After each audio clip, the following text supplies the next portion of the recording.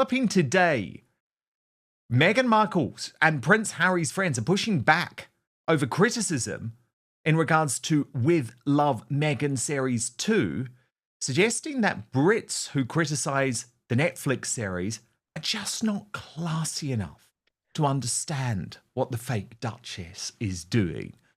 Meanwhile, Meghan having to push back on another front with black female influencers. Meghan Markle is facing a new wave of backlash, and this time, it's not from tabloids or royal commentators, it's from black women themselves.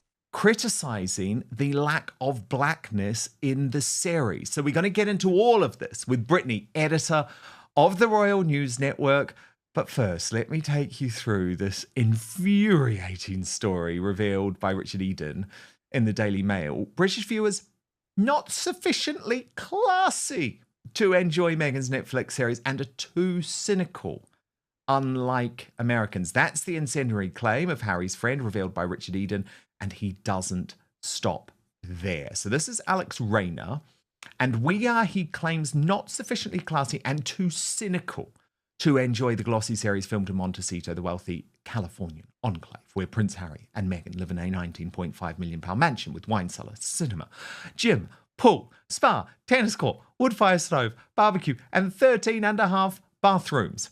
Alex Rayner, who went to the North Pole with Harry on a charity trek in 2012, says, "I'd argue it's made for the American market maybe a little bit more than for us. We're a little bit more cynical.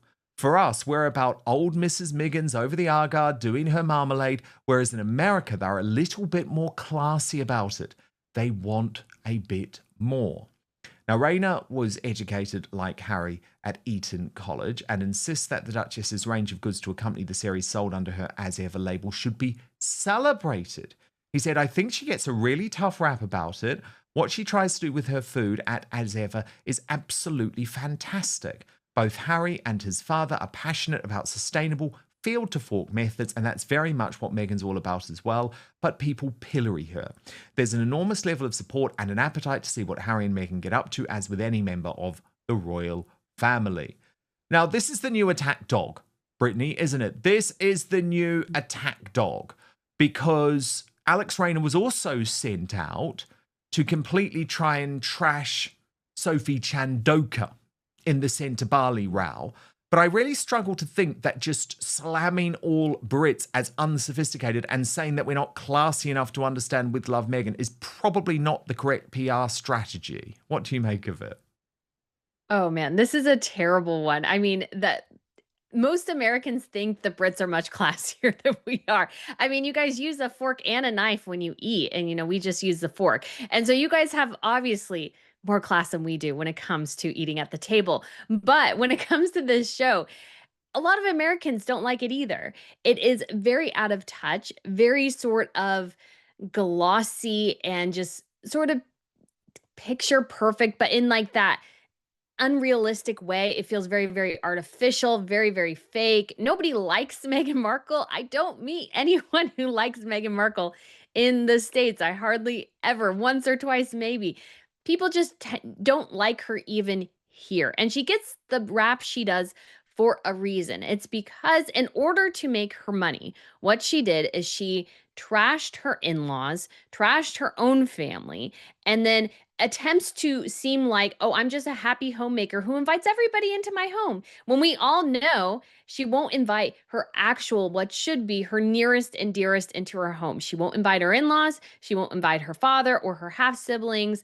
Her mother's questionable. I don't know what happened to the niece that was around for a hot second. Meghan just does not have any of the qualities she's trying to shill. And that's why nobody likes this show. Nobody agrees with the show. Class has nothing to do with it because Meghan's not classy. This show is not classy. It is just an artificial mess of an idea that Meghan doesn't know how to execute, in addition to the disaster that is her brand. Now, Brittany, I actually despise identity politics, okay? I hate it. However, I think the thing that I probably hate more is hypocrisy.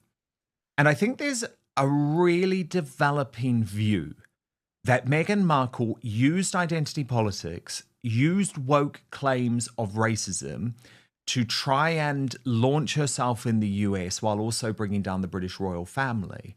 While actually, when you look at her post-royal family career, she hasn't backed it up. She hasn't practiced what she preaches at all. Because indeed, she has leaned into what some would describe as her whiteness rather than her blackness. Now, as I say, these are not usually debates that I get into, Brittany, because for me, I see the world in a colorblind way. I believe that's how we should look at the world.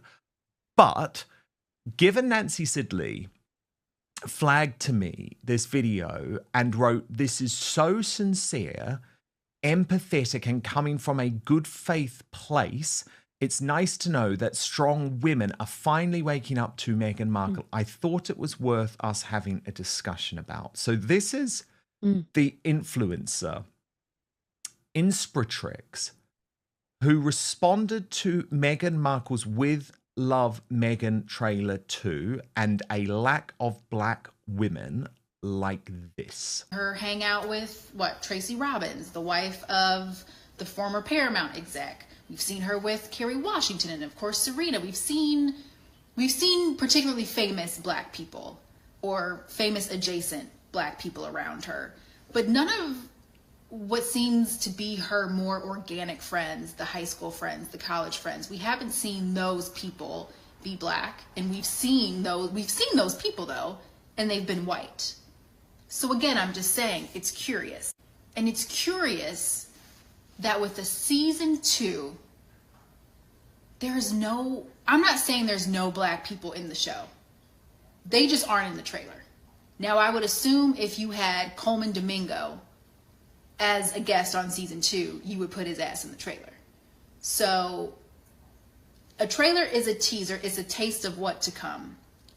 And it's interesting that I don't see any blackness to come in this show with a woman who is mixed race and has specifically a black mother. At a point, it's just like, what's happening? What's the intention? What's the purpose here? Because black women specifically have gone to bat for her, have supported her, have lifted her up in ways that other people just weren't. When other people were critiquing her just for fucking being black, just for looking how she looks. Well, unfortunately, I have to tell you, black women who supported Meghan Markle, for that reason, you were suckered.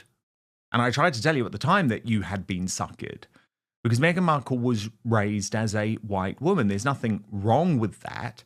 But she lent into her blackness when she was trying to spread false racism claims about the royal family. So that's why I don't have a huge issue with this pushback. Although what I would say to Inspiratrix is that Meghan Markle was never attacked because of the color of her skin. And we've really got to change that narrative, because if Meghan Markle had been attacked for the color of her skin, then the entire British population would not have embraced her joining the royal family, would not have stopped for an entire day to celebrate on one of the most glorious days for this kingdom I can remember in some time. But there was more. Watch this. We largely were the people holding her down and fighting these crazies off on her behalf. And it's not that she owes us anything, but again, it is interesting to know, and I do believe she knows, the demographic of her supporters are. But again, it's just curious that we always seem to be missing within this wonderful, whimsical, beautiful, curated, nurturing world that Meghan creates. She's being called a race-baiting hypocrite over her Netflix series and accusations that she has twisted the truth about her upbringing. For someone who built her global image on themes of race, identity, and victimhood, this could be one of the most damaging blows yet. When Meghan and Harry launched their Netflix projects, the expectation was groundbreaking storytelling. Instead, critics say it turned into a pity parade, a carefully curated attempt to rewrite their story and frame Meghan as a victim of racism at every turn. But here's where it got messy. Many Black women felt insulted by her narrative. They accused Meghan of using race as a shield while failing to engage with the real struggles and complexities of identity that many others actually face. And then came the accusations of dishonesty about her past.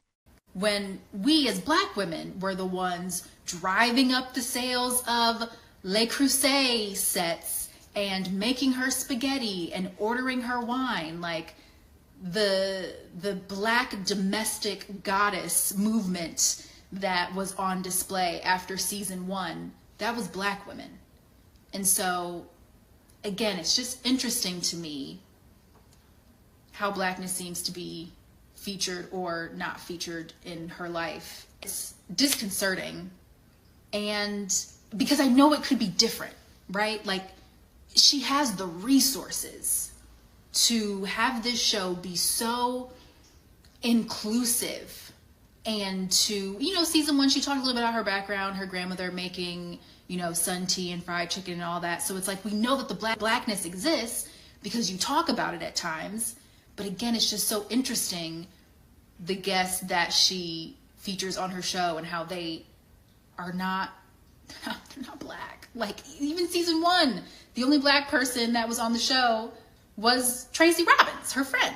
Brittany, I don't think this Blackness does exist in Meghan Markle's life. So I think she fooled women like this, because what she was actually trying to do was use her mixed race to try and drag the royal family down.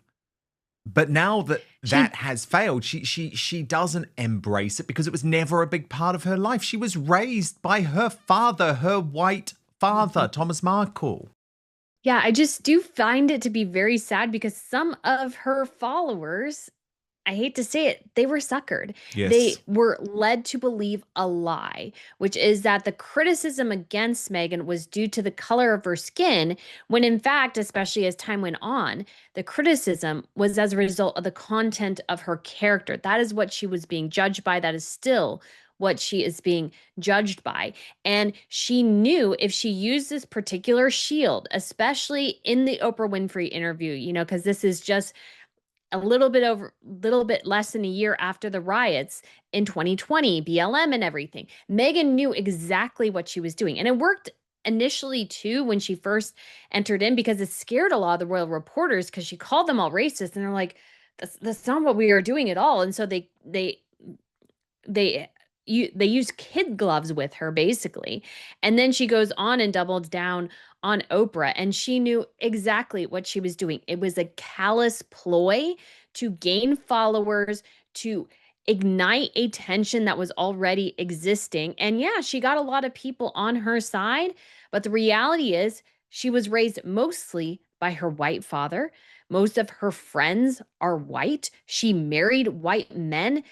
This woman just doesn't really, and I can't speak to everything, so this is just my personal opinion from what I've observed, is she's not really culturally Black. I hate to say it that way, but that's the only thing I can come to, is that her periphery, basically the people who are closest to her, all have a particular skin tone. And outside of that, yes, she has some friends, but they're mostly famous and they're mostly useful. Beyond that, Meghan tends to stick to how sort of she was raised, and that's not an issue at all, but it's just something that I think people are starting to come to terms with, especially as wokeness is sort of starting to ebb out and people are sort of realizing how fake it was in the first place. Meghan's whole fake narrative, and this is always the problem with pushing a fake narrative. At some point, people might wake up and realize you were lying the entire time. And I think, in my personal opinion, that's what's happening with Meghan and some of her fans. Totally. And then, Brittany, more questions being asked in the mainstream media about why Netflix really signed Harry and Meghan. For example, this from The Independent: Harry and Meghan's TV deal has been an almighty flop. Netflix is crazy to ask for more. The Sussexes have signed a new deal with the streamer, having produced a run of forgettable programs over the past few years. Netflix might want this, but does anyone else? And Fiona Sturgis in the newspaper writes, what are Netflix thinking in signing the Sussexes a second time? The most likely explanation is to keep them on side and away from rival networks. For all their professional failures, the couple remain a source of fascination to the public on both sides of the pond who can't get enough of the rolling royal soap opera.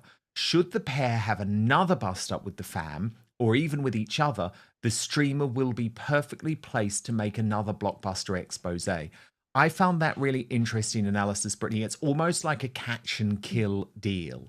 That's something that tabloid newspapers used to do a lot. It's like, we're going to buy this story off the market. And this first look deal does actually make it difficult for Harry and Meghan if they do want to get something away on another broadcaster. Mm-hmm. Yes, it does. It's definitely a controlling deal, you could say. And Netflix knows. And we even saw with their future projects, they were all very lame and underwhelming. And so it's like, it's not like they had something super cool in the offing or anything like that. It's just a holiday special, a movie that's been in production for 2 years that they might never get to, and a short documentary that was made by somebody else, most likely. And Harry and Meghan just came on the last minute. So it's not like we can see and Netflix announce something that's super exciting in the pipeline. Netflix is there for the divorce. That's it. They are there for the divorce and another bust up. That's what they want to make sure they capture, because it is the 5th highest ranking documentary on their platform is the Harry and Meghan one. And that's what they're looking for. They don't really care about anything else. They don't care about As Ever. They're just sort of biding their time, because I think Netflix knows probably better than anyone else how poorly things are going behind the scenes. In some ways, I think we're especially seeing divergence in what Harry and Meghan actually want to do professionally. And I think that's impacting things. And Netflix is just there hoping for the drama. The royal soap opera is what sells. Harry and Meghan in their other projects could not even get a fourth of the viewership of their initial series. I did the math. It's like 40 million some odd views for Harry and Meghan, and everything else, I think it was like 7 or 8 or something million. So Netflix definitely did not sign them because they are superstars or anything like that. They're there for the drama. They're there for the divorce. That's the only reason Netflix is sticking around. Yes, and also, can we just make it clear that just because Netflix has signed a deal with you doesn't mean that they're endorsing you as a person, given their latest deal is with Jussie Smollett, you know, the guy who faked his race hate attack. Speaking of As Ever, and I couldn't agree more, Brittany, this idea that Netflix cares about As Ever, they don't. Meghan cares about As Ever, and it's just a tiny little side project for Netflix, because they do it with all of their big shows now, you know, Squid Game and Bridgerton and stuff. It's like, let's just offer some add-ons. It's just an add-on. It is absolutely not their core business. Sure, they want to grow it, but it's a very, very small part of what they do. And I think you can tell when you're looking at Meghan's, what do you call it, like branding, artwork, marketing, because it's so bad, Brittany, and it's actually getting worse. It's like no one has looked at it. And did you see this from Radar Online? Meghan has painted a picture of a difficult upbringing, isolated and targeted because of her race. But detractors, including women of color, argue that she actually lived a life of privilege and opportunity. They claim she's exaggerating hardships, repackaging her childhood into a sob story to fuel her current narrative. This is where the label of race-baiting hypocrite comes in. For Meghan's critics, she has consistently played up racial tensions for personal gain, using them to elevate her platform, gain sympathy, and deflect from criticism. The irony? Many Black women say Meghan has never truly aligned herself with their communities or struggles, but suddenly leans heavily on identity when it benefits her brand. Public perception is a fragile thing.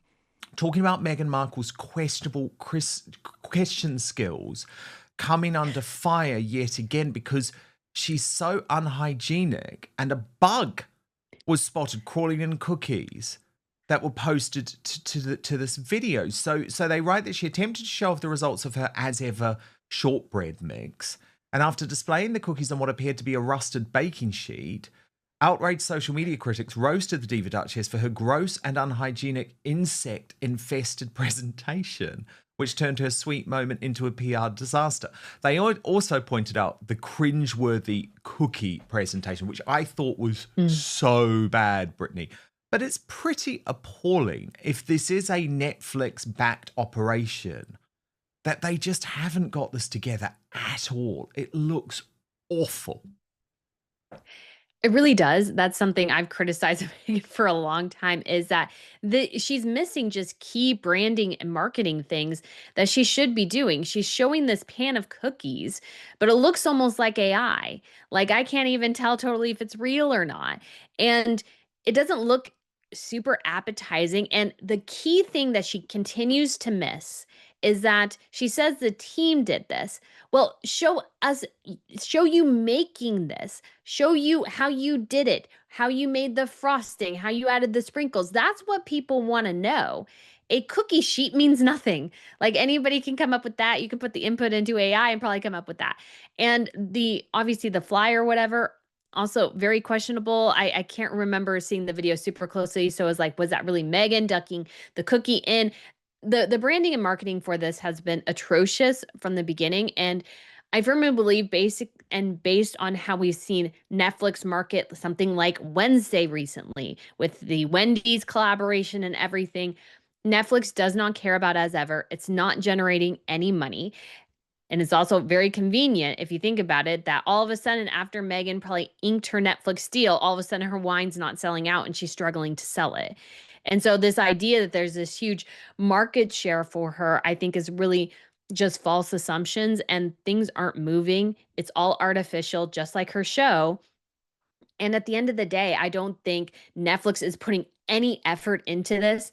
They don't think it's a money generator. It's just basically money they know they're throwing down the tube at her and just to keep her busy and occupied. And then again, hopefully to get the divorce deal somewhere down the line. Netflix doesn't care about this. They don't see it as a money generator, maker, anything. Otherwise, they'd actually be trying. And it's clear that Megan's running the show because it's the worst thing I've ever seen, pretty much from a branding and marketing perspective, from somebody at her level who has infinite resources to throw at something like this. I did want to ask you what's going on with the wine, Brittany, because can I just look at your new post on this? Yeah. So you wrote, yikes, things must be getting bad. Meghan is not only begging people to buy the wine, saying it's a limited supply and making sure to say it's their founder's favorite, but she's even liking her own as ever post. She hasn't done that before. Also, if it's her favorite, she should actually try drinking it. That's like marketing 101. How would I know it's Meghan's favorite? She hasn't had a single glass as far as we know. So you think what? She's struggling to sell out? Yeah, it's still for sale. And she's made at least 2 comments of, oh, it's limited. Oh, it's limited. And it's just not selling out. I looked, I think yesterday when I pulled it up and it definitely was still for sale. I don't think I've looked today. And she's actually liking her own post. So Meghan liked an as ever post. And I looked through some of the older posts and I haven't really seen that before. And so I think Meghan is just trying to get people interested in it and calling it the founder's favorite. Again, this like third person view or whatever that they're doing is just a little bit ridiculous. And the key thing for Meghan is if she wants to tell people her wine is so good, why doesn't she drink it? We have not seen a single glass pass her lips yet. And it's, sort of monkey see, monkey do. If she likes it, then she should drink it and show how she is using it in her recipes. This is what influencers do anymore. You watch Gwyneth Paltrow and you watch her make something for her boyfriend breakfast and it looks delicious. She looks like she's an actual chef in a kitchen and you want to eat what she's making. And so you want the recipe she used. Meghan, why would I want her wine? She doesn't drink it. She doesn't use it. She just has, blurry pictures of herself with it. And I'm like, what are we supposed to do with this? It's just one of the worst things I've ever seen, honestly. Can we also speak about Prince Harry's latest charity scandal, Brittany? Because we know he's under huge pressure in regards to Bali, although Dr. Sophie Chandoka ain't taking it lying down and obviously intends to continue with the good work that has been done in Africa. And we know that there are even people on the Bali board with serious links to Prince William. So I hope that Bali turns around and becomes a success without Prince Harry. But what about Africa Parks, which is almost being overlooked? And so I have to give credit to Newsweek. I have to, because they're very often in Prince Harry and Meghan Markle's corner, but they are right to keep on this story.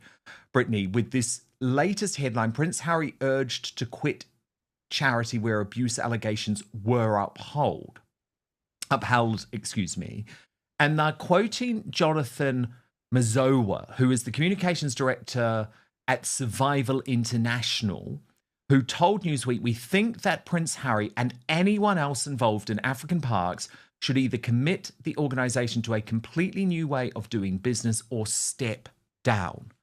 Now, Brittany, it feels to me like this is the scandal that, to this point, Harry has got away with, which is astonishing, given, I would argue, what's been going on with African parks is actually far, far more serious than this personality clash, which has caused a lot of issues within Centre Bali. Yes, it definitely is a huge issue. If people aren't familiar, there were allegations that basically the guards of African parks were abusing the local community. And it seems like those allegations have been upheld. The challenge for some of this, though, is sort of the remoteness of the region and the difficulty sometimes of people getting stories or independent news outlets being able to go out and interview somebody. I talked about this a little bit at the time, which makes it a bit more challenging. But Harry, despite all the evidence about these issues going on, it just remains completely silent. I think Harry just doesn't know what to do anymore. But the answer here is so simple. There are obviously things going on that shouldn't be. So it's best just to let go of your position within the organization and just move on. And I think Harry's desperately clinging to anything in Africa, probably at this point. But the scandal is very real, very, very serious. And obviously, there are things that are going on that are inappropriate. And the organization is, in my opinion, essentially somewhat allowing it to happen because they don't want to monitor things as well as they should. And yeah, this is the end result. So I think Harry should step down. I don't know why he's taking so long, but he's just sitting there as if nothing is going wrong, and he should be addressing this situation. Of course he should. And I have to say, by the way, shame on the British Bashing Corporation, the BBC, that sat down with Prince Harry for that interview just a few months ago. It was made very clear by the BBC that nothing was off limit.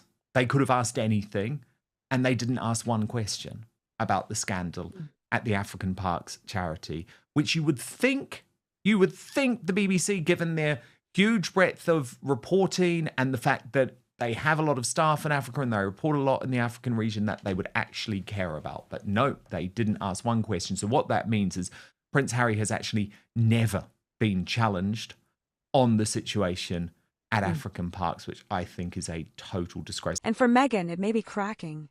If the very people she claims to represent and inspire are now turning against her, the consequences could be severe. Her critics argue that Meghan's credibility is unraveling and that her reliance on selective storytelling is backfiring badly. What started as a narrative of empowerment is now being dismissed as opportunism. So here's the burning question. Is Meghan Markle a misunderstood woman speaking her truth, or a manipulative figure who exploits race for power and fame? Because if even those within the Black community are calling her out, then Meghan faces a challenge she cannot easily dismiss. A credibility crisis that could finally strip away the image she's worked so hard to build.